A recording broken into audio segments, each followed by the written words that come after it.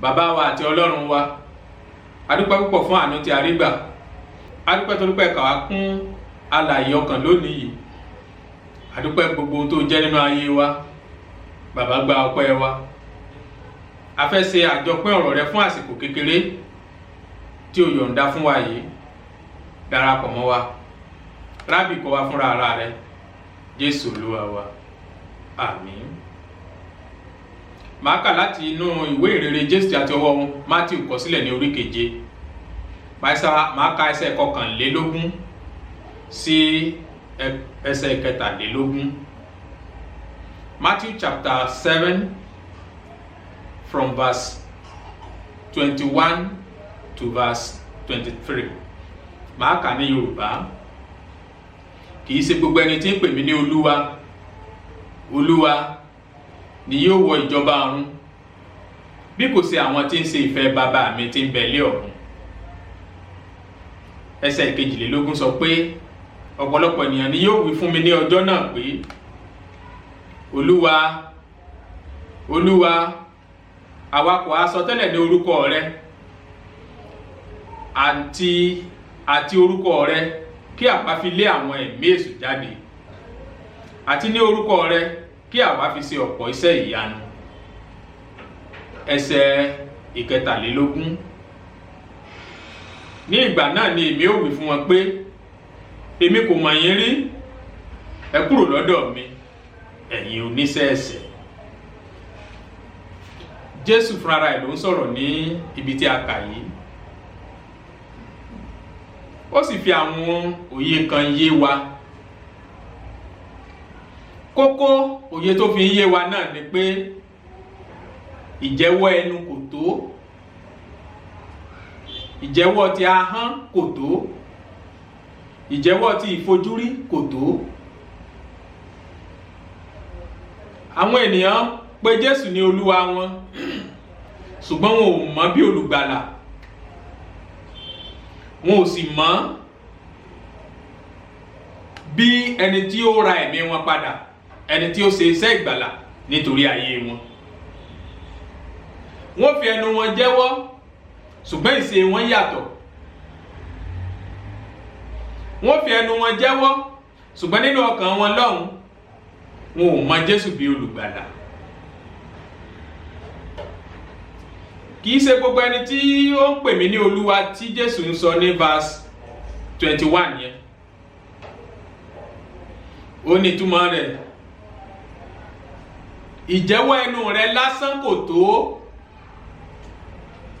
bí kò ṣe àwọn tí ó ní láti jẹ jáde nínú ìṣe rẹ àti èyí tí ń bẹ nínú ọkàn rẹ. Ó ṣeéṣe fún ènìyàn kó máa sọ ohun mìíràn ní orí ẹnu rẹ̀, kó fi ahọ́n sọ ohun mìíràn, ṣùgbọ́n nínú ọkàn rẹ̀ lọ́hùn kí àwọn tó ń sọ ó sì yàtọ̀ sí tí ó ń jáde ní orí ahọ́n rẹ̀. Àwọn tí ń ṣe ìfẹ́ bàbá tí ń bẹ lé ọ̀run nìkan, àwọn ni yóò wọ ilé ìjọba ọ̀run tí ìjẹ́wọ́ wọn bá sì tálì pẹ̀lú tí ń bẹ nínú ọkàn wọn. Wọ́n pe Olúwa ní Olúwa wọn, ìfẹ́ bàbá ò jẹ wọ́n lógún. Wọ́n pe Olúwa ní Olúwa wọn, instruction Jésù ò jẹ wọ́n lógún. Wọ́n pe Olúwa ní Olúwa wọn, in tí ń bẹ ní ọkàn wọn ó sọ ohun tó yàtọ̀ sí tí ahọ́n wọn ń sọ. Wọ́n sọ àsọtẹ́lẹ̀ ní orúkọ Olúwa, ṣùgbọ́n wọn ò ṣe ìfẹ́ Olúwa, wọn ò ṣe ìfẹ́ bàbá. Ìtumọ̀ rẹ̀ ni pé àsọtẹ́lẹ̀ tí wọ́n ń sọ gan kò ní gbòǹgbò lọ́dọ̀ Ọlọ́run. Àsọtẹ́lẹ̀ tí wọ́n ń sọ gan kò ní ìtumọ̀ sí Ọlọ́run. Wọ́n ń sọ ní orúkọ Olúwa, ṣùgbọ́n wọn ò ṣe ìfẹ́ Ọlọ́run. Kódà wọ́n fi orúkọ Olúwa yìí wọ́n fi lé ẹ̀mí èṣù jáde.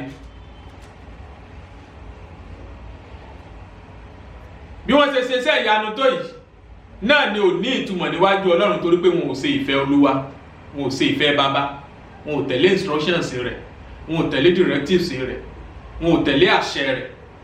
Gbogbo òfin tó sọ fún wọn, ẹ pa eléyìí mọ́, ẹ pa eléyìí mọ́, ẹ pa tọ̀hún mọ́, kò ní ìtumọ̀ kankan sí ayé wọn.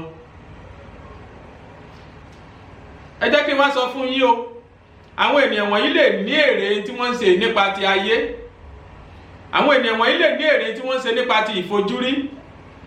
Èyí tí mo ń ṣàpèjúwe níbẹ̀ ni pé a lè bùn wọ́n ní mọ́tò. Èyí tí mo ń ṣàpèjúwe níbẹ̀ ni pé wọ́n lè ní owó kọ́kọ́ ilé rẹpẹtẹ. Àwọn ènìyàn ó máa wò wọ́n bí ẹni Ọlọ́run, wọ́n máa wò wọ́n bí ẹni ọ̀wọ̀, wọ́n máa wò wọ́n bí ẹni àpọ́nlé, wọ́n máa wò wọ́n bí ẹni tí Ọlọ́run ń gbọ́ tirẹ̀ àti ẹni tó ní ìbáṣepọ̀ tó gúnmọ́ pẹ̀lú Ọlọ́run. Ṣùgbọ́n tí ń bẹ nínú ọkàn wọn ó yàtọ̀ sí èyí. Ṣẹ̀sì mọ̀ pé arínúróde olùmọ̀ràn ọkàn ni Ọlọ́run wa, kì í ṣe ojú wa ló ń bá deal, kì í ṣe ọ̀rọ̀ ẹnu wa ní bá deal, ṣùgbọ́n ẹni tí mọ tí ń bẹ ní ọkàn wa àti gbòǹgbò ọkàn wa gangan òun náà ni yóò san èrè, òun náà ni yóò san fún wa, òun náà la sì ń bá deal. Èyí tí mo ń fi lélẹ̀ nìyí o. Wọ́n á ṣiṣẹ́ ìyanu ní orúkọ Olúwa, wọ́n á lé ọ̀pọ̀ ẹ̀mí èṣù jáde ní orúkọ Olúwa, wọ́n sọ àsọtẹ́lẹ̀ ní orúkọ Olúwa. Ṣùgbọ́n tí a ń pè ní ìfẹ́ baba gangan kò jẹ wọ́n lógún. Ìfẹ́ baba gangan kò ní ìtumọ̀ sí wọn. Ǹjẹ́ ti mọ̀ pé nínú gbogbo ẹsẹ̀ mẹ́tẹ̀ẹ̀ta tí mo kà náà ni Ọlọ́run ti sọ èyí tí ó gbẹ̀yìn wọn. Verse 23. Ní ìgbà náà ni èmi ó wí fún wọn pé èmi kò mọ̀ yín rí, ẹ lọ kúrò lọ́dọ̀ mi ẹ̀yin oníṣẹ́ ẹ̀ṣẹ̀. Èmi kò mọ̀ yín rí, ẹ lọ kúrò lọ́dọ̀ mi ẹ̀yin oníṣẹ́ ẹ̀ṣẹ̀. Mo wá rò nínú ara mi, ṣé àsọtẹ́lẹ̀ tí wọ́n sọ ní iṣẹ́ ẹ̀ṣẹ̀ ni? Ẹ̀mí èṣù tí wọ́n lé jáde ní iṣẹ́ ẹ̀ṣẹ̀ ni? Àbí ọ̀pọ̀ iṣẹ́ ìyanu tí wọ́n ṣe ní orúkọ Olúwa ní iṣẹ́ ẹ̀ṣẹ̀? Àwọn nǹkan wọ̀nyẹn kì í ṣe iṣẹ́ ẹ̀ṣẹ̀, ṣùgbọ́n iṣẹ́ ẹ̀ṣẹ̀ ń bẹ nínú ọkàn wọn tí ó sì yàtọ̀ sí tí wọ́n ṣe tó yàtọ̀ sí tí wọ́n ń sọ. Iṣẹ́ ẹ̀ṣẹ̀ ń bẹ ní àyíká wọn tó yàtọ̀ sí tí wọ́n ṣe àti tí wọ́n ń sọ. Ìtí ó jẹ́ kí gbogbo tí wọ́n ṣe yẹn ó rìsọ́ọ̀tì sí iṣẹ́ ẹ̀ṣẹ̀ náà nìyẹn. Ẹ̀yin tẹ̀sí mọ̀ nípa ètò ìṣirò dáadáa. Tí a bá fi negative times positive, negative náà ni ó jẹ́. Ohunkóhun tí a bá fi times zero náà ni ó jẹ́. Ìyí tí ó mú kí iṣẹ́ ẹ̀gbọ́n pátápátá kó rìsọ́ọ̀tì sí iṣẹ́ ẹ̀ṣẹ̀ nìyẹn. Ìyí tí ó mú kí ìṣe wọn ó rìsọ́ọ̀tì sí ìṣe ẹ̀ṣẹ̀ nìyẹn. Ọ̀rọ̀ ìjáde lónìí, gbogbo ẹni tó bá tọ́ láti ṣe àtúnṣe kan tàbí òmíràn nípasẹ̀ rẹ̀ kí ó gbìyànjú láti ṣe àwọn nǹkan wọ̀nyí. Torí nígbà tó bá di ọjọ́ ìkẹyìn tí àwáwí tiẹ̀ náà bá jẹ́ pé a sọ àsọtẹ́lẹ̀ ní orúkọ rẹ̀, tó bá yẹ pé àwáwí tiẹ̀ náà dúró lórí pé a ṣe ọ̀pọ̀ iṣẹ́ ìyanu ní orúkọ rẹ̀, tó bá yẹ pé àwáwí tiẹ̀ náà dúró lórí pé a ṣe ọ̀pọ̀lọpọ̀ àwọn nǹkan mèrè ní orúkọ rẹ̀ náà ni ó jáde sí, tí ìfẹ́ baba ò sì sí nínú rẹ̀, ní tí ó jẹ́ rìsọ́ọ̀tì rẹ̀ náà ni Jésù ti sọ ní verse 23 yẹn o. Ní tí ó wí fún ọ náà ni pé mi ò mọ̀ ọ́ rí, ìwọ oníṣẹ́ ẹ̀ṣẹ̀, lọ kúrò lọ́dọ̀ mi. Ìwọ tí ọ̀rọ̀ mi yìí bá ní ìtumọ̀ sí lónìí tí ò sì tí ì fi ayé rẹ fún Jésù, ó bẹ́tà kó o ṣe yẹn ní ìsinyìí. Gbé ọwọ́ rẹ lé ọkàn àyà rẹ kó o sì máa wí tẹ̀lé mi. Jésù Kristi ọmọ Ọlọ́run,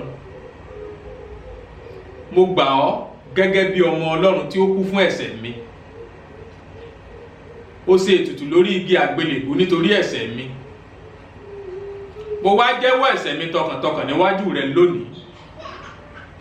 Jẹ́ kí n rí oore ọ̀fẹ́ ìdáríjì ìgbà Jésù. Ọ̀rọ̀ rẹ sọ pé kò sí ẹni tó bá tọ̀ wá tó ó dànù. Èmi ẹlẹ́ṣẹ̀ tọ̀ wá lónìí o. Jésù mọ́ tàmí nù.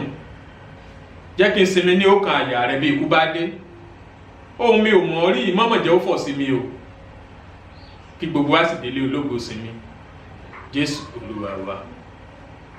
Lẹ́ẹ̀kan sí bàbá Jésù, a dúpẹ́ ọ̀rọ̀ tó ti rán, tí yóò sì ṣe èyí tí o fẹ́ kó ṣe. Bàbá gba ọpẹ́ wa. Ọ̀rọ̀ náà jẹ́ ó ṣe wá níre o, àti olùsọ àti olùgbọ́. Jẹ́ kó ṣe wá níre, ká sì máa yọ̀. A ó dé ìjọba ọ̀run ní orúkọ Jésù Kristi Olúwa àti olùgbàlà wa. Àmín, àmín, àmín lórúkọ Jésù. Rántí pé ìkànnì Jehoshaphat TV ni o ti ń wò mí yìí. Má gbàgbé láti subscribe má gbàgbé láti pín ọ̀rọ̀ yìí, má sì gbàgbé láti sọ pé o fẹ́ràn rẹ̀. Jésù yóò sì ràn wá lọ́wọ́ bí a ti ń ṣe bẹ́ẹ̀. Orúkọ mi ni Ajínrere Oyèwọlé. A ó tún pàdé ní orúkọ Olúwa. Àmín.